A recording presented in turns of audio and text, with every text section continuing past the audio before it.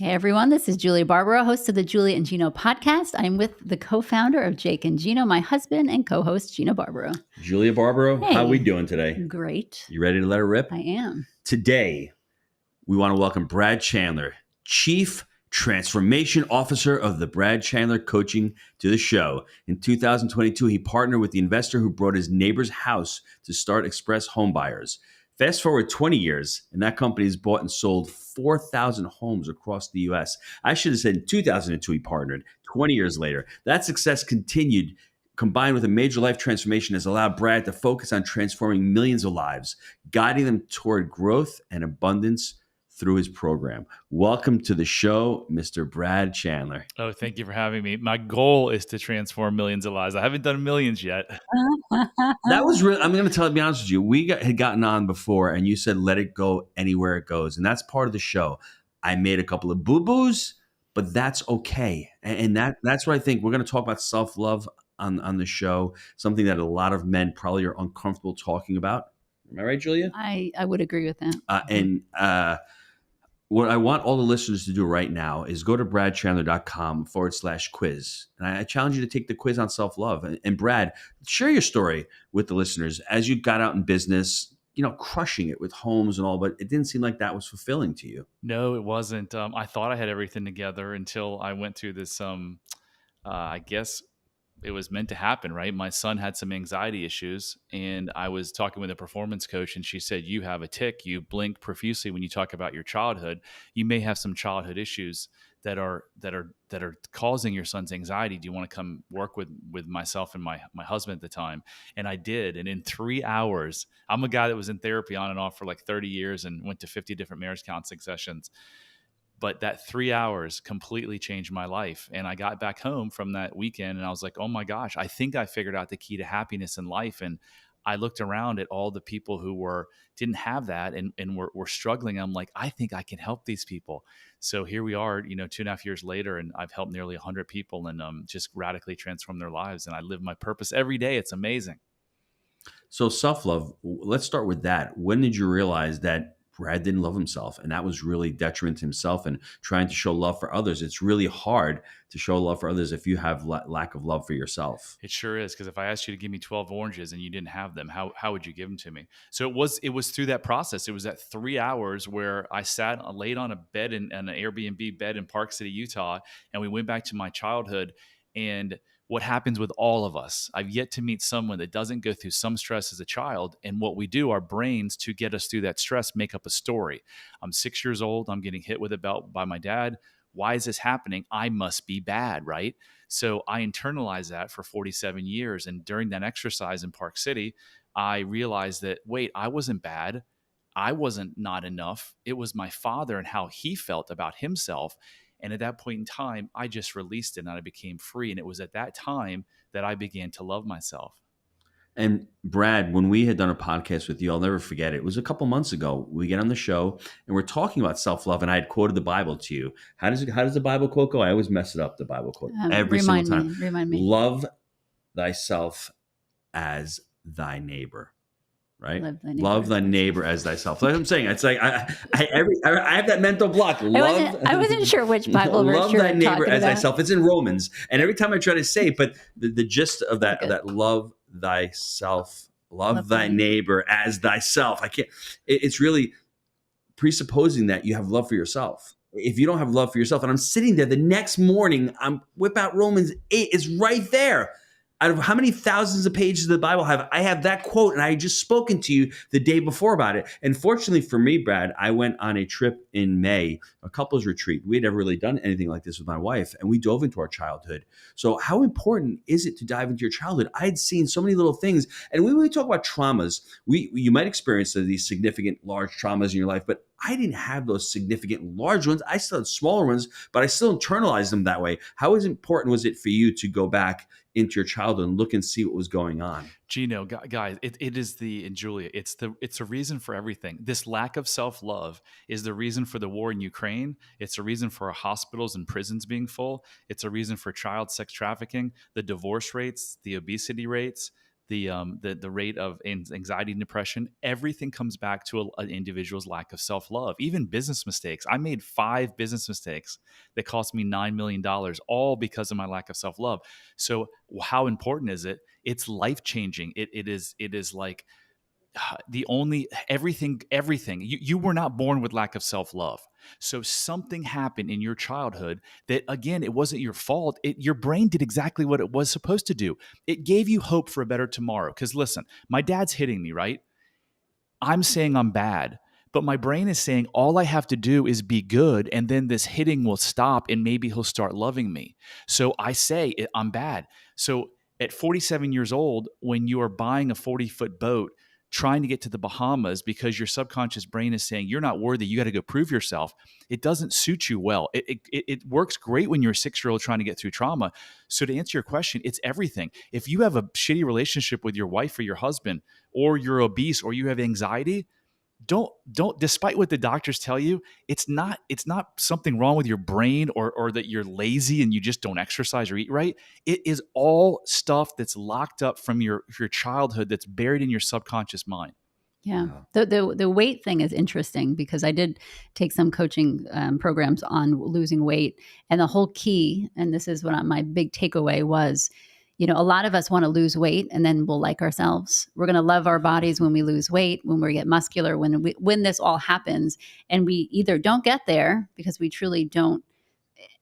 I think we're almost afraid to get there because when we get there, what happens? What if I don't love myself then?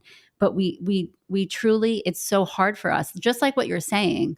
And I think it's important to truly love yourself and know you're worth it, and also lose weight. Say, I love myself, but now I'm also going to lose weight. And I think to separate that is important. There's something called ACE. It represents the adverse childhood experiences. And it's an enormous study that was undertaken by Kaiser. And how did this study all start? It started with a weight loss doctor in California that had these women in this weight loss program, and half of the women were dropping out despite getting great results. So he went and he brought them back and he surveyed them all. And he goes, "Why are you dropping out?" "Because if I lose weight, my attacker might come back." So most of these women were sexually molested as children.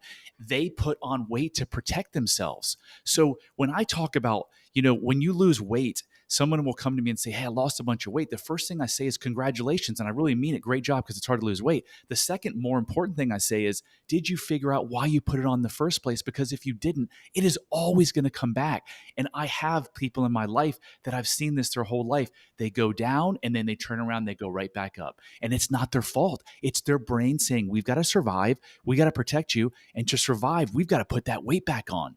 Was it a lot of work, Brad, to go back into your childhood and dive into it? I mean, I know it's more work not doing the work, but for you, was it a lot of work to get in there and to really come out and say, "Hey, it wasn't my fault," or just to do that work? It was 3 hours. It was a really interesting 3 hours. There was some pain involved in it. Just to look back and see that little boy didn't get what he wanted. But no, I mean, in general, now I do it in a 2-hour hypnosis session where, yeah, you come out of that and you're just like, wow, I can't believe I lived this way for so long. Share a couple stories. You have any stories of any clients that you have that really had some rough childhoods and they're struggling and they're either doing drugs or drinking or partying or overworking? Because this touches every single person. You can overwork, you can overeat, you can have narcotics. Well, even the perfectionism. I mean, that in itself, Yes. I think is a separate. Yes. Perfectionism is a child's way of trying to make him or herself perfect because their imperfect self wasn't good enough. And you can't ever be perfect. So it's just going to eat you up. I mean, we could spend the next 3 hours talking about clients. I'll highlight a couple that come to mind. One is a 56-year-old gentleman who after 5 weeks, or actually after 3 weeks, because the hypnosis is in the third session. 8 days later, I talked to him. He says, "Brad, I've just had the 8 best days of my life." For 56 years, and he's got a testimonial on my website. He's like, "I was an angry man.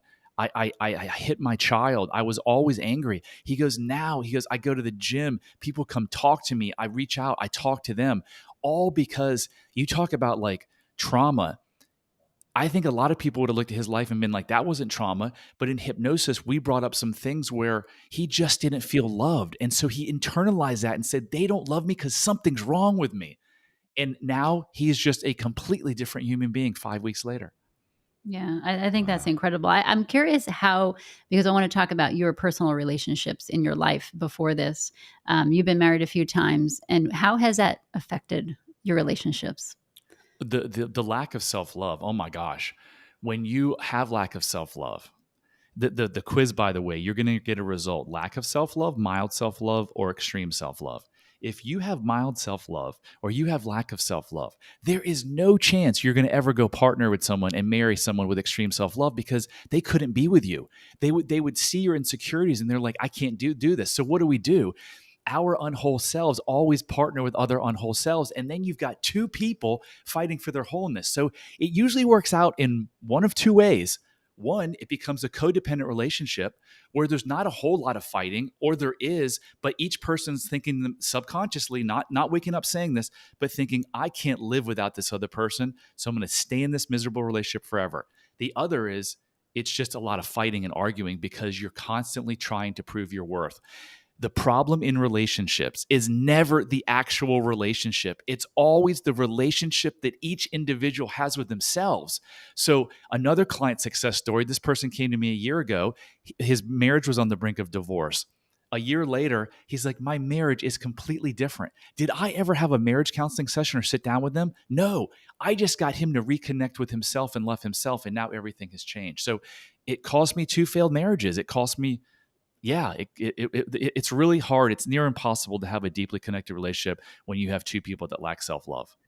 But so, Brad, let me ask you this question. Let's say, we're in this relationship, me and my wife, and all of a sudden I become awesome. I find my self-love. How do we continue that relationship? Do I say to her, hey, Jewel, I've had this revelation. I really learned to love myself, and you've got to do it? Or how do you do that with one spouse really wants the growth and the other one thinks that I'm crazy about? I've never heard hypnosis. What's that quackery? What's going on with that? This happens. This happens. It doesn't happen, probably 20-30% of the time it happens where someone accelerates and the other person gets stuck. And in the example I just gave you, this came up on our weekly mastermind call. One gentleman said he'd been with someone for 7 years. He was thinking about getting married, but now he's a little bit skittish because she lacks self-love, right? And then another person said the same thing. And then someone else came from the completely different perspective, which is this gentleman, and said, listen, I've learned to love and be in this loving relationship without needing my spouse to change. So there's no right answer in this. Your marriage can get better without him changing, or you can decide, you know what, this was a trauma bond from day one, and I think there's someone else better, or not think there's someone else better. I can be happier, or I can be more fulfilled with someone who wants to help me grow, because intimate relationships are where childhood trauma most rears its ugly head. But on the flip side, it's the greatest place in the world to heal, better than me, better than any therapist you'll ever go to, if you've got two people that are willing to provide a safe place to grow together. Well, I think too, so we've been married 25 years. And when I look back at how we were when we first got married, holy smokes, were we different? We've grown so much, but not together. I'm just going to be honest. And I think when we talk about marriage, what do you mean by that? Meaning sometimes like you did coaching for a little while, you learned a lot of all like listening and all that stuff. And maybe I was either ahead or behind. And then I did it. And then now I'm a little bit ahead, even spiritually, religious wise. There were times where I was so close. I felt so close and, connected to God and close, and maybe you weren't. And so my point is, even in a marriage, we're not on the same page sometimes. We're not there. And, for me, self-love was not something. When I actually took your quiz, and I laughed during it because I'm like, man, if I took this like 5 years ago, I would have been completely different. But I didn't use hypnosis or anything like that. It was more prayer and all that. But it was interesting to see how our marriage is different, because usually you're waiting for your husband to say, love me, am I good enough? And you're asking, but now it's like, I know I'm good enough, but here I am. And so now our relationship has, exploded in the past 5 years or so because of that. And I think that's important to know, is wherever you are in life, your husband might not be in the same exact chapter than you, on the same page, whatever. but that's the beauty of the marriage that I witnessed with my husband, is that we watched each other grow separately, and we're kind of there together now. Yeah, there's a phenomenal book that I send to all my clients. It's called The Way to Love by Anthony DeMello. And in one of the chapters, there are these little 4 or 5 page chapters, but they're profound as can be. It's like when you give up attachment, you get closer. So I said a couple of minutes ago about this codependent relationship. When you don't depend on Gino to tell you you're great and you're loving, then you can get closer. And people are like, it's a weird concept to think, but when you detach from your spouse and you don't rely on them for your love, that's when you can actually get closer. Yeah, agreed, 100%. There's a lot of things that people say they need to be careful of. My better half is really happy wife, happy life. These are things that are just thrown around casually, and they're really detrimental and they're really hurtful. Brad, take me down the journey of when you started realizing all this, and your friends in your circle, are they like, Brad, are you nuts? What are you talking about? How was that? Because I mean, it's the same thing with me. I was a pizza guy, and all of a sudden I'm this multifamily person. I fell in love with the pizza guy. Yeah, don't ever forget that. I'm just saying, I transformed. I changed into this entrepreneur. I mean, walk us down that. I mean, as far as people saying that, Brad, really, guys, self-love. I mean, how is that? That must have been challenging and difficult for you. I had a friend reach out to me and say, was there something bad going on in my life? And I was like, no, just the opposite. And we got on the phone call and he was like, you seem like you're narcissistic because you keep talking about self-love. And I'm like, no, if anything, it's just the opposite. It's not about me being better than someone. I've just learned to love myself. And then a week ago at a mastermind, at Family Mastermind, a close friend of mine told me, he goes, when I first started seeing your videos, he goes, I was really turned off. He was like, I was jealous in a way, but I was also like, this isn't the guy. Like, this is just another thing Brad's doing to make money. And he's like, now I see you. And I'm just like, I see you completely different. And I realized it was never about the money. You were really making this change. But I was like, well, thank you for sharing that with me. Bro, I'm going to put this out for everybody. Brad can make money a lot easier doing a lot more things than doing this. I'm coaching students to buy real estate. I make a lot more money buying real estate than actually teaching people. What Brad is doing out there, he's creating impact. I think it's success versus significance. He's had success. He wants to create significance. He wants to create impact for others. I think that Brad's doing this as a monetization. There's part of that involved. You need to make money to pay the bills. But at the end of the day, it's really hard because you got a lot of people hating on you, especially the guy segment. Once again, I can absolutely see people just saying this is not for me. How do you learn to love yourself? Give me some ideas. Give me some tips about, and you made such a great point, Brad, about narcissist versus self-love. They're completely different. Self-absorbed, being selfish is different than having self-love. There's a reason why 98% of diet and exercise programs fail. There's a reason that even though marriage counselors exist, we have a 50% first divorce rate and a 72% third divorce rate. There's a reason for that. People lack self-love. How do you love yourself? There's 3 critical components, and I call them the 3 R's, that are needed to permanently change any mental state. And these 3 R's are missing from, I think, 95% of psychiatry, therapy work, life coaching. The first is recognition. You've got to be aware of what is driving the behavior that you want to change. I can't tell you how many clients I've had that when we go into hypnosis, they come up with scenes that they didn't even remember. So number one, how can you change without having an awareness? You can't. So you have to have awareness. That's number one. Number two, second R is rewire. Now that we know the story you told yourself, let's tell yourself a new story using neuroplasticity, which is just your brain's natural ability to regrow new neural pathways so that you can start thinking different and thus acting radically different. The third R is the reinforce. It's the conditioning of the brain. Now that we know what happened, the story, and now that you're rewiring it, every time that you have a negative emotion, you've got to remember you're in fight or flight. And I give you a tool called the Joy Regenerator tool that will change your life forever if you use that tool. And by the way, that's another free giveaway, bradchandler.com/joy. You can go there and download the tool. It will change your relationships, both in business and personal, and with your spouse, because we teach you every argument that you have is not about the actual situation. It's about you going back to that past and bringing something in. Well, let me ask you before Julia jumps in another question. Why do you think most of these different factions you've talked about, psychiatry, life coaching, why don't they have the recognition? Why doesn't it go there? Because for me, going to couples coaching, Phil McKernan in May, we went back to our childhood. We went back to the past and recognized what's going on. That awareness is huge. And then obviously you go to the present of what's going on, and then you want to see your future self. What makes you believe that it's not there? Because it's such a huge component. I agree with you 100%. This is gonna sound negative, but in life and in the world, if you want to follow a problem, you follow the money. And why my 21-year-old son asked me this question the other day. He goes, "Dad, do you think that the US government knows what you're doing in terms of how you could help people?" And at first I said no. He goes, "Dad, you don't think the smartest people in the world know what you're doing?" And I'm like, "I guess you're right." He goes, "Do you think they're keeping this because of the bazillion dollars they make in drugs?"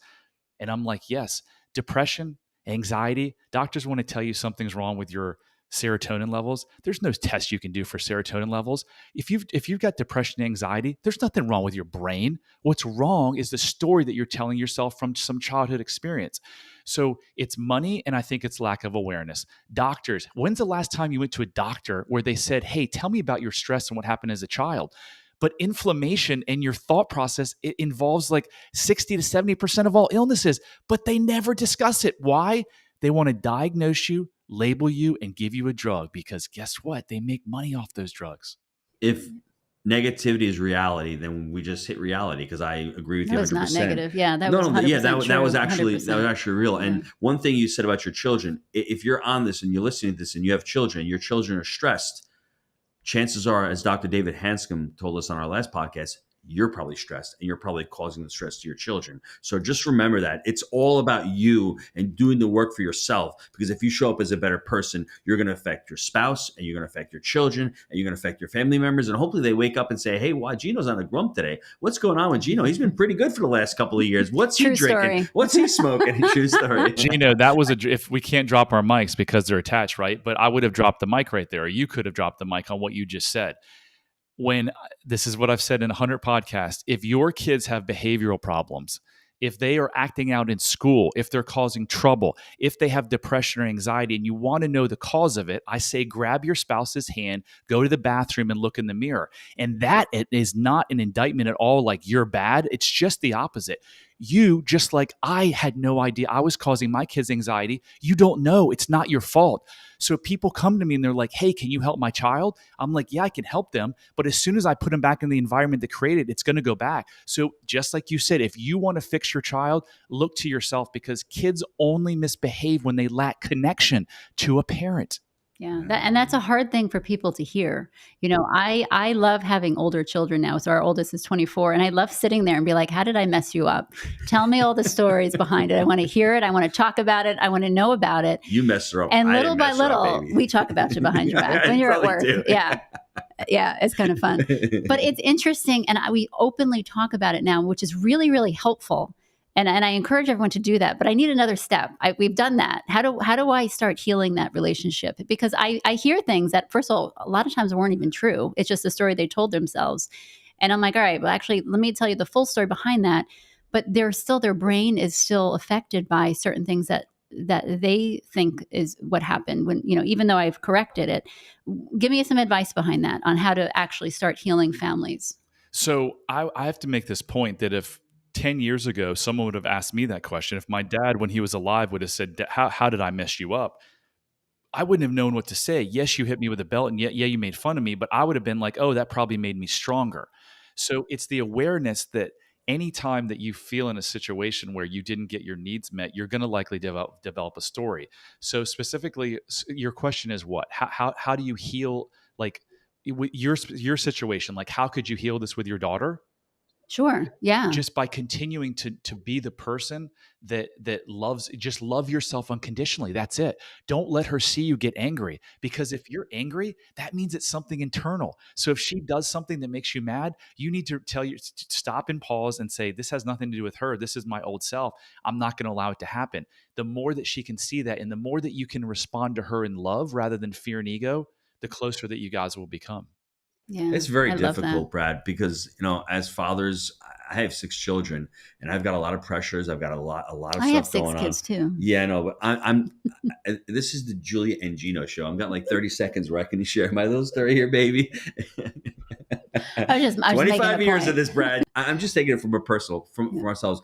It's sounds easy to say, hey, how do you, as we get older, it's a lot easier. But when we have little kids and we have 3 kids in diapers and we've got to pay the bills and mom's got to cook and clean, how do you have that awareness? Is there anything that you do mentally to say, to prepare people? Like, it's hard to sit down and listen to them all the time when you get. Can I just add something to that? Because and I agree with it. Now, as our kids are older, it's easy to say, oh, this is what we should have done. But I was talking to a mom yesterday who has a little baby and a bunch of little kids. And I said, listen, I just want you to know that, yes, sleep deprivation is real. And all of that. I honestly didn't sleep for 18 years through the night.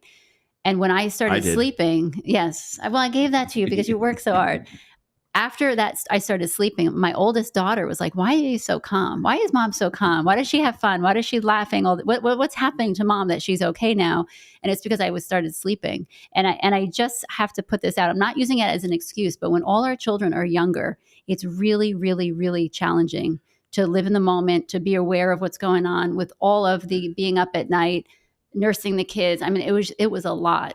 And I think back, and I don't know if I could have done a better job, if that makes sense. Brad, can you respond? Because I'm going to respond back to her real quick. Yeah. So there's a reason that women have higher depression, anxiety, heart disease, cancer. It's because of what you just said. The women, you typically bear the major responsibility for raising kids. That's it. And there's a bunch of other things. But women definitely have it worse than men. And everything I'm talking about, if you are sleep deprived and you eat like shit and you don't exercise and you drink, I can't help you much. Like now you might be eating like shit and not sleeping because of this. So by me helping you, it's going to help that. But if I get you, if I fix your mental part and you go back to the not sleeping, you're going to be a mess. So it's not, it's the mental health, it's in the sleep, diet, and exercise that all are important. So you're right. You did the best you could. And I think I just want to point that out. Any woman or man that's listening, your wife is going through, is that kind of go easy on them, because it's real, like being up at night with a baby, and it's literally never ending. And I just have to put that out there. There's a time for it. And I'm at a time now that I could speak, and, I wouldn't have changed anything. And I'm thankful that I stayed home. I'm thankful that I did everything I did. And there's a season for it. Do the best where you are in life. If you have a little baby, sleep as much as you can, 100%. There's one other caveat. Yeah. What we're talking about on the show, have some self-love. Yeah. And know that you're doing the best that you can. And then if you did love yourself a little bit more back then, maybe it would have been like, okay, I don't have enough sleep, but I don't have to go crazy. And if you love yourself, you can show that love to others. If you lack that, on top of all the other stuff, it's going to be a real big problem. Yeah. So Ram Dass, a famous philosopher, a spiritual leader, said that if you think you're enlightened, go home for vacation. So it's oftentimes the people closest to us. And I have a theory, I don't know if it's right or not, but I have a theory that with my 16-year-old daughter, who triggers me more than anyone in my life right now, despite all the work that I've done, why is that? It's because I'm safe with her and I know she's not going anywhere. So it's almost like it's easier to revert back to my childlike state. So here's a thought. You ask your child to unload the dishwasher. They don't do it. Here's my old self. I get mad. I yell. My feeling is I'm really mad, but madness and anger is always underlying sadness or unresolved hurt. Why do I feel this way? Because when I was a child, my dad made me feel not enough. So all I'm doing is bringing that in. So I asked myself, okay, does she not love me because she's not doing the dishes? No. The thought that started all this is she doesn't love me and I'm not enough. Now I think, okay, she's just a 16-year-old. She wants to be on her phone. So I short circuit. So rather than yell at her and then have it be this vicious cycle where she yells back and then it's like, oh, she really doesn't love me, I just short circuit it. And I'm like, okay, so I'm triggered for like 20 seconds instead of 2 hours or 3 days. I like that. I like that a lot, what you just said. That actually resonates a lot with me because we are very guilty of that. And we always think it's something else, but it's not. Sometimes they're just a 16-year-old that does not want to do it. And let's be realistic. We're taught, though, that you have to be hardgoing. You have to pay them for their chores. And if they're not doing that, they need the discipline. But when it comes down to it, if they love you and they know that they feel safe and secure in that environment, that's just a chore. They'll learn that throughout their lives, and they'll see you as the person that's doing that. Has that. And it goes to perfectionism too, because a lot of times, I mean, I can just be honest. I've talked about myself, and I know this is my husband. We do expect a lot from our kids, and we're home together all the time. We do. And sometimes I'm like, all right, next thing. And the kids are like, really, Mom? Another thing? Like, so we do expect a lot from these young guys. So it is, I love that story. I'm going to think about that. BradChandler.com/quiz. I mean, as you're listening to this, maybe open up another browser and start taking the quiz. I did the quiz. I didn't do it. I'm going to do it after the podcast because I just don't want to. I don't want to fail. I don't want to fail. It's my perfectionism. If I fail the course, what do I do? But just remember, whatever score, it's not a score. It's just it's exciting because now you could like love yourself more, That's it. I tell people if you score mild self-love or lack of self-love, don't say woe is me. Say, oh my gosh, if whatever my life is like now, it can be 10 levels higher. Whatever my marriage is like, it can go higher. Whatever I'm as a business leader, if you lack self, you're going to be a better everything, better father, better leader, better friend. Yeah. Brad, this is the last question for me, and this may be a challenging one, but let's say you do that and you have family members that are just driving you nuts. They're the victim mentality and they don't resonate with you and you're having problems with them. How do you go to Thanksgiving dinner? Because like you said, triggering. You're really going to get triggered by talking about politics or religion. Really, you have different opinions. Technically, we should be able to talk about that anything and be okay with it. But anything, and you have this self-awareness. You have this understanding. We have a little bit more of an understanding as well. How do you have these conversations, or how do you have these relationships with family members, especially when you can't really have them? So I'm in that situation, and I know what you're talking about. It's one of two choices. You either protect your energy and you don't show up. Just because they're family members doesn't make it right that they're going to pull you down and make you into a negative, like lower your energy. So you can either avoid it, or when you're around those people, you can have compassion for them instead of judging them, knowing that they're coming from a place. It has nothing to do with you. It has to do with their wounded, hurt self, thinking they're not enough, and they're just trying to. It's called a call for love. They're asking for love from you, and you get to respond as a human being in love or ego or fear. Yeah, I like that answer because we can have, and that's helped me get over a lot of things dealing with other people, is to have compassion. It really sit at a table and have someone yell at you about anything that you disagree with. Because you're going through your stuff. I know, but it's amazing because it's like, wow, this person really is going through a lot. We're at a Brendan Burchard event real quick, and it was a growth day, and something he said to me was truly enlightening. All of this hate on social media, it's cynicism. If you're not charging enough for your product or you're not making enough money, that's a block. That's on you. That's not on anybody else. Somebody lashing out and trolling you online, wherever you are, you can take it wherever you are. And it's hurtful sometimes because I may not be a total self-love, but from that person, why would somebody who doesn't know you at all put something negative or hate you online? It's more a reflection of where they are and the cynicism that's going on right now. That's hard for people to understand that, but that's the reality of it. Well, if you get super offended by someone saying that, all I do is every day I put out a message on love. I get people calling me racist. I get people calling me, you don't know what you're talking about. And every time I do have compassion and I say, hey, I'll pick up here's my cell phone number. Let's talk. I'm sorry that you're hurting so bad. Let's talk. So you were saying at dinner, at Thanksgiving dinner, it's really, really hard. It is. But Gino, the more work you do on yourself, the easier it becomes. Exactly. It's a challenge. Wow. Yeah. Brad, where can the listeners get a hold of you? BradChandler.com/contact has every single social media platform. It's got my cell phone number. You can schedule a call with me. If I can be of any assistance in any way, I'm here to help. Like you said earlier, use the word impact. This is the first business I've ever started where I didn't have money in mind because my other business was all about making money to change my state to feel worthy and happy. Now all I want to do is make an impact, and I'm doing that, and it's a beautiful thing. It's a crazy thing as an entrepreneur. We always start these businesses to provide for our families, when the real change and the real impact is when you start a business to provide for your customers, your clients. It seems like a little tiny shift, but that shift makes all the difference in the world. Can I recap this, baby? Please, yes. You wait for me to recap that. I love this your thing. recaps. Okay, baby. I'm not going to let you down this time. Adverse childhood experiences. For those of you that don't know what that means, you got to go visit Brad Chandler's website. I think it's a truly important thing to dive into childhood. You talk about how to learn to love yourselves, the 3 R's: recognition, rewiring, and reinforcing. And I'm not going to say the Bible quote again because I messed it up twice, so I'm going to leave it. And since I love myself, I'm not going to edit it out. I'm going to show you the weaknesses that I have because there's no true perfection. I think perfection is living in the moment and understanding that was supposed to happen, and to share that we all have these imperfections. And self-love, to me, now that I'm learning all this, is truly vital. There's no such thing as happy wife, happy life. You have to be the happy spouse so that happiness can emanate from yourself so you can share that with others. BradChandler.com/quiz. Take it. Don't be like Gino. If you fail it, it's okay. It's just an awareness piece. Julia, what There's say no you? failing. No failing. See Well, what see I I'm have saying? to That's deal my with? imperfections. I got to crush it. We have to crush it, baby, right? But you're crushing it by taking it. You get it? Yeah. See the See, I had to difference? have you on the podcast for him to take this stupid quiz, okay? Brad, any final words, my friend? Anything else? No, look, everyone deserves, if you're struggling with self-love, go get a picture of your 6-year-old self. I stole this from Mark Mincola.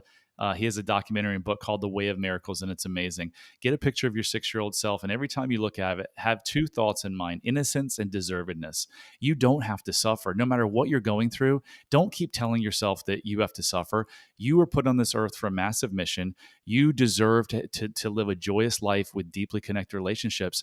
And I didn't think it was possible before in so many people, but I'm telling you, it is possible. So reach out. And if I can't help you, I'll put you in contact with someone who can. Thanks, Brad. We appreciate it. Once again, bradchandler.com/quiz.